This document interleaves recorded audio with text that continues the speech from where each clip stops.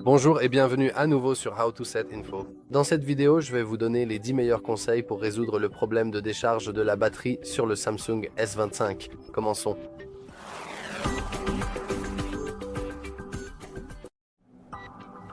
Donc le tout premier conseil que je peux vous donner concerne simplement l'écran. C'est tout ce que vous avez besoin de savoir.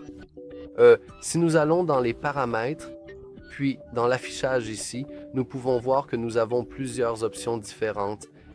La toute première chose à faire est simplement de désactiver la luminosité adaptative car elle a tendance à augmenter la luminosité de votre appareil de façon aléatoire. Et si votre écran est très lumineux, cela signifie qu'il nécessite plus d'énergie pour afficher cette luminosité, ce qui n'est évidemment pas idéal dans notre cas.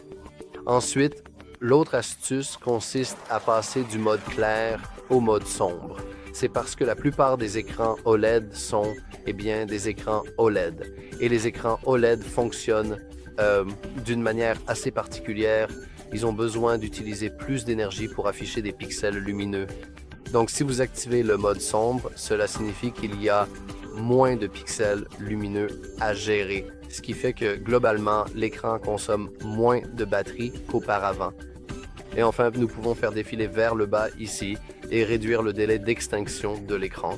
Comme vous pouvez le voir, il est actuellement réglé sur 5 minutes, ce qui est franchement beaucoup et ce n'est pas nécessaire. Il n'y a aucune raison de le laisser à 5 minutes, car si on laisse le téléphone sans rien faire, par exemple, eh bien, il restera allumé pendant 5 minutes avant de s'éteindre, ce qui est dommage et gaspille simplement notre énergie. Donc, on peut le régler, par exemple, sur 1 minute. L'autre chose qui est également liée à l'écran, c'est le fond d'écran lui-même. Comme vous pouvez le voir, il s'agit d'un fond d'écran animé. Je ne pense pas que ce soit très visible, mais si nous allons dans les paramètres et si nous allons dans fond d'écran et style, on peut voir qu'il est interactif et qu'il a de nombreuses couleurs différentes. Il est globalement lumineux et tous les types de fond d'écran interactif et ceux qui sont très lumineux, comme avant, consomment beaucoup d'énergie. Donc, je vous conseillerais de passer à quelque chose de simple et probablement non animé, car cela consommera aussi beaucoup de votre batterie. Nous pouvons aller dans les fonds d'écran, et dans les fonds d'écran, on peut en gros passer à autre chose. Je choisirais ce chien, mais il utilise quand même une palette de couleurs un peu différente, et elles ne sont pas vraiment vives. C'est la même chose avec ce fond en dégradé. C'est un très beau dégradé, je suis d'accord, mais le problème c'est qu'il est lumineux, donc on peut faire défiler vers le bas. Ici nous avons les couleurs de base, donc je vais choisir celle-ci.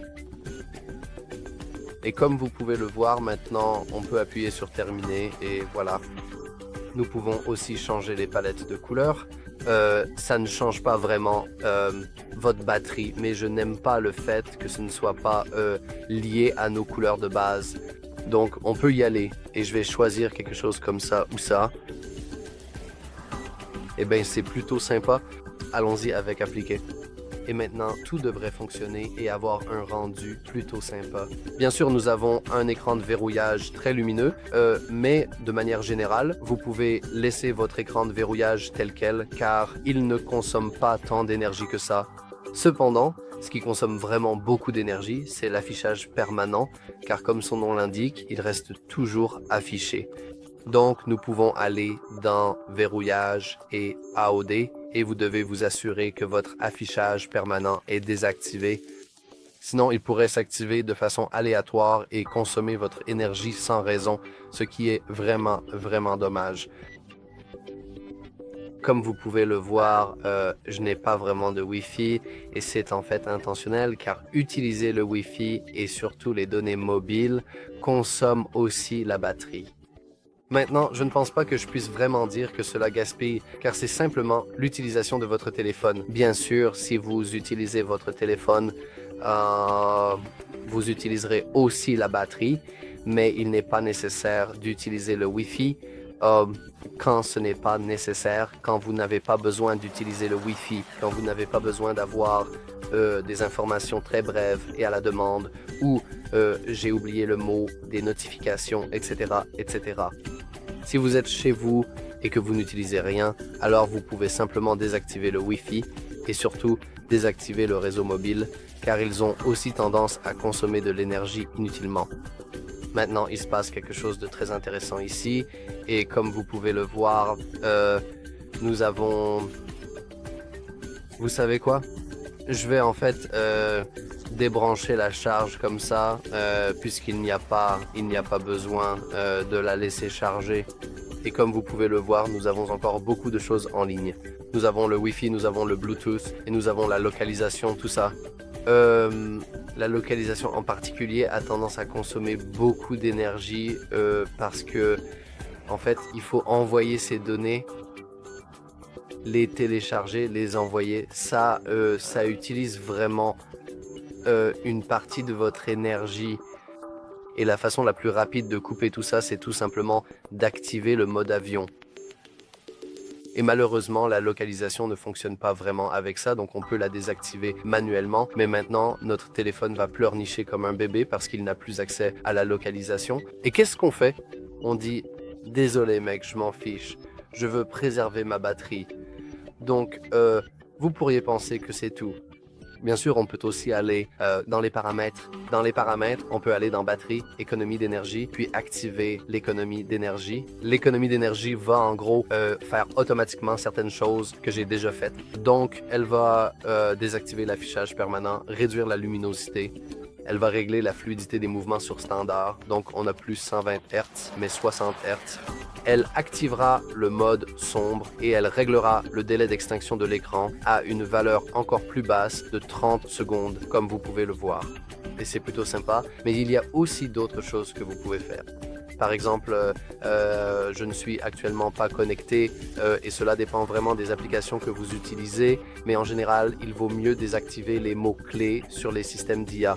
Vous savez, comme dit Siri, ou dans le cas de notre S25, ce serait probablement dit Google ou Salut Bixby. Je ne sais pas qui utilise encore Bixby de nos jours, mais si vous êtes un utilisateur de Bixby, vous pouvez toujours désactiver ces mots-clés. Si vous ne savez pas comment faire, vous pouvez facilement consulter nos tutoriels en ligne très précisément sur ce sujet, ce qui est plutôt cool et vraiment important. Et enfin, le dernier conseil que je veux vraiment vous donner, c'est quelque chose de très facile, vraiment très simple. Et c'est en fait vraiment dommage de voir autant de gens ne pas le faire. C'est tout simplement d'aller dans votre batterie et d'aller ici, dans l'activité de la batterie. Et si vous faites défiler vers le bas, on peut voir les applications. Maintenant, je n'utilise vraiment aucune application ici à part les paramètres, puisque j'étais en train d'enregistrer des choses dans les paramètres. Mais si vous êtes un utilisateur normal, vous verriez ici une très longue liste de tout ce que vous pourriez désactiver ou utiliser moins afin d'économiser davantage de batterie. C'est assez évident, mais peut-être pas pour tout le monde que, par exemple, si vous êtes un joueur mobile, alors vos jeux consommeront beaucoup de votre batterie. Donc, si vous voulez économiser de la batterie et résoudre le problème d'autonomie mentionné dans le titre, vous pouvez simplement jouer moins. Vous voyez? C'est vraiment aussi simple que ça. Et en fait, ce dernier conseil consiste simplement à être conscient de la quantité d'énergie que vos applications consomment, parce que c'est probablement la façon la plus simple d'économiser la batterie. Simplement en faisant attention à la manière dont vous utilisez votre téléphone. Parce que, vous savez, certaines applications consomment beaucoup plus de batterie que d'autres, en particulier les jeux, les applications de streaming et aussi les réseaux sociaux, car toutes ces applications téléchargent beaucoup de données depuis Internet pour pouvoir vous les afficher. Donc, et en parlant d'applications de streaming, il y a aussi un tout petit tutoriel, surtout sur Netflix. Je sais que Netflix propose cette option, Disney probablement aussi. En fait, tout le monde propose plus ou moins cette option. Mais vous pouvez simplement télécharger le contenu et le regarder plus tard sans gaspiller vos données mobiles ni votre batterie dans le processus. Mais oui, c'était le dernier conseil et cela marque la fin de cette vidéo. Si vous avez d'autres astuces, vous pouvez simplement les partager dans les commentaires ci-dessous. Mais oui, si vous avez aimé cette vidéo, pensez à liker et à vous abonner. Merci d'avoir regardé.